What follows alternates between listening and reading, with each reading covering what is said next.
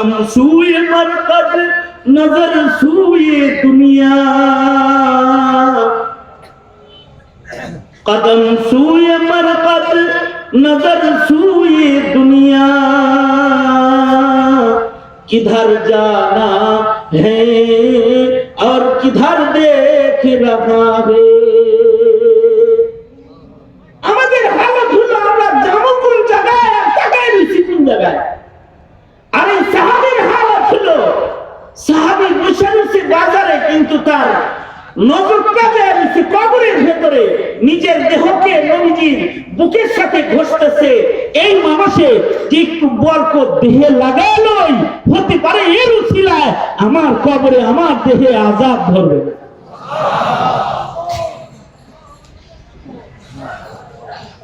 সাহাবীদের দিলটাই ছিল এরকম।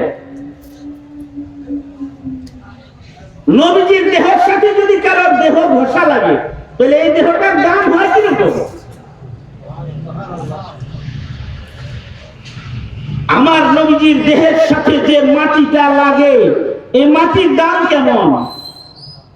আমার নবীজির দেহ মুবারকের সাথে সুবহানাল্লাহ বলার জন্য প্রস্তুত হয়ে বসেন। আমার নবীর দেহ মুবারকের সাথে মদিনার যে মাটিটা লাগা রয়েছে, এই মাটিটার দাম আল্লাহর কাছে আল্লাহর আরশের চাইতে বেশি দামি। এই মাটিটা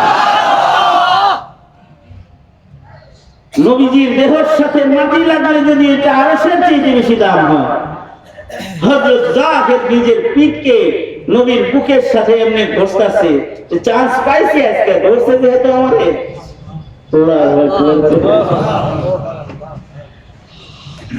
সাহাবীদের হালত এরকমই ছিল। একবার এক সাহাবী নবীজিকে খুশি করে ফেলছে।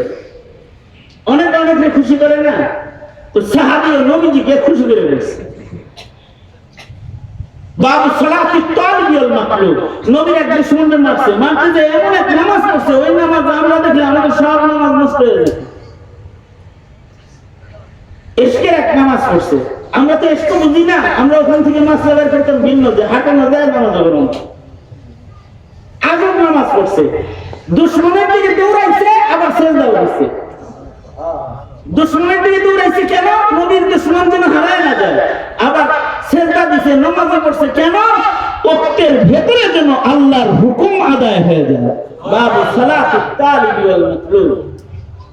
যাই হোক, ওই পুরো হাদিস বলা সম্ভব না এখন, আমার হাতে অত সময় নেই। তবে এই সাহাবী নবীজিকে খুশি করে ফেলছে, দুশমনকে কতল করছে, নবীজি খুশি হয়ে গেছে, নবীজির কাছে আসছে।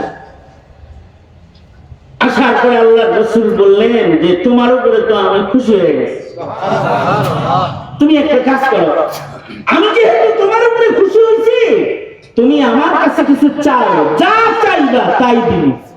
নবীজি এটা বলছে, নবীজি বলছে যা চাইবা তাই দিব। আমাদের যদি বলতো, আমরা মনে মনে আমাদের মনে আসতো ভিন্ন জিনিস। আমরা চিন্তা করতাম যে নবীজি তো যা দোয়া করবো ওইটাই হইতো, যার যেটা দরকার সেটা চাইলে দিতাম।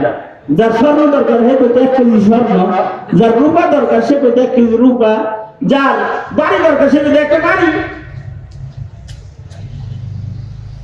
হ্যাঁ, কিছু সাহাবী নবীজির কাছে যে দুনিয়া তলব করছে, কিন্তু নবীজি তাদেরকে দুনিয়া দেন নাই। যেমন এক মহিলা নবীজির কাছে, হাদিসে আছে, নবীজির কাছে যে বলে, নবীজি আপনি বললেই তো আল্লাহ আমারে সুস্থ করে দেয়, আমি মৃগী রোগী, আপনি আমার জন্য দোয়া করেন আল্লাহ যেন আমারে সুস্থ করে দেয়। কারণ সাহাবী জানে নবীজি তো যা বলবে ওটা আল্লাহ পাক ফেরত দিবেন না। নবীজি বলেন, আমি যদি আল্লাহকে বলি আল্লাহ এই উহুদ পাহাড় আমার জন্য স্বর্ণ বানায় দাও, আল্লাহ পাক মুহূর্তের ভিতরে এটা স্বর্ণ বানায় দিবে। নবীজি বলেন, যেই নবী উহুদ পাহাড়ে স্বর্ণ বানাইতে বললে স্বর্ণ হয়, ওই নবী কারোর জন্য কিছু চাইলে দিবে না আল্লাহ? এই দুনিয়া চাইছে কোন সাহাবী যা বলতেছে, ও আল্লাহর নবী আপনি আমার জন্য দোয়া করেন, আমার মৃগী রোগ এটা যেন ভালো হয়ে যায়, আমি যেন সুস্থ হয়ে যাই। কিন্তু নবীজি কোন সাহাবী দুনিয়া চাইলে দুনিয়া সহজে দেন নাই, দুনিয়ার দোয়া তো তাড়াতাড়ি করেন নাই। আপনারা আমার কাছে হুজুর ব্যবসা করতে নমস্কার কিন্তু করতে দোয়া চায় না, আমি আপনারা না, আপনারা তো হুজুর বিদ্বেষী লোক, আপনারা ভালো, আমি অন্যদের কথা বলছি মনে করেন।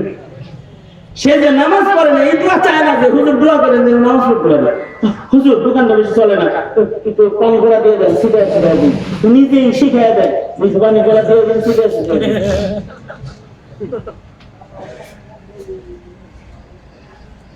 সাহাবীও যায় বলে, আল্লাহর নবী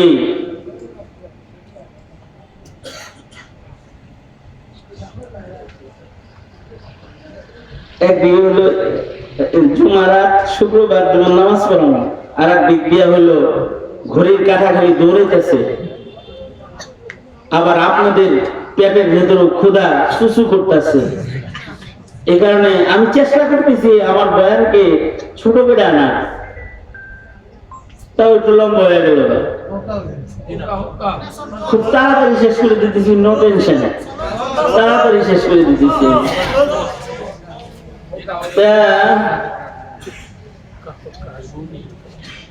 কি জানি করতেছিলাম, আপনি কোন হুজুর?